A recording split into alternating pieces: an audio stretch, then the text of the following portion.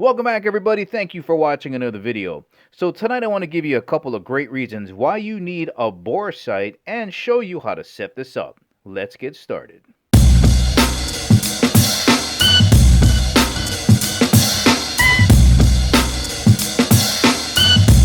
And as always, guys, if at the ending of the video you want to purchase this laser bore sight and help support the channel, make sure you check out the link in the description below because we do get a commission if you purchase this item.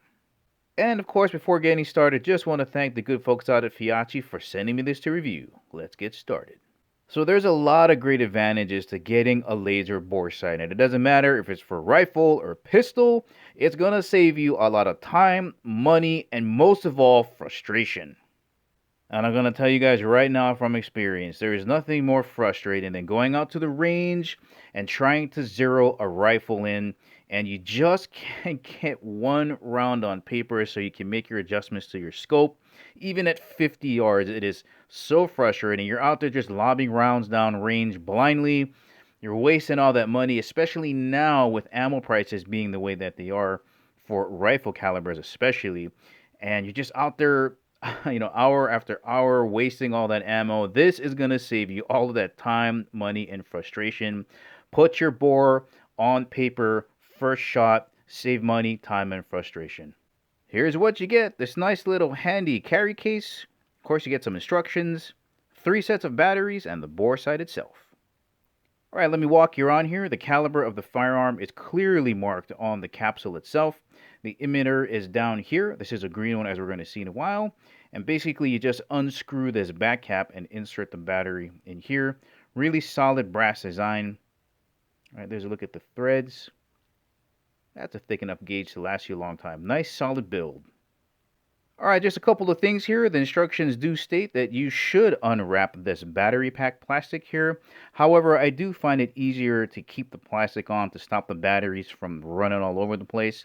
So you can try that, but the instructions do indicate that you should unwrap this.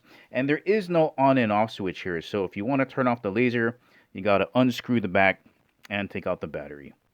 And this might sound weird, but I really like the fact that this does not have an on and off switch, because the ones that do, that little rubber button that turns it off and on, it often breaks, and then this is absolutely useless. So the fact that this doesn't have an on and off switch to me is a benefit. Even if you burn through some of these batteries, it's fine. You get 3 of these anyway, and they're relatively cheap.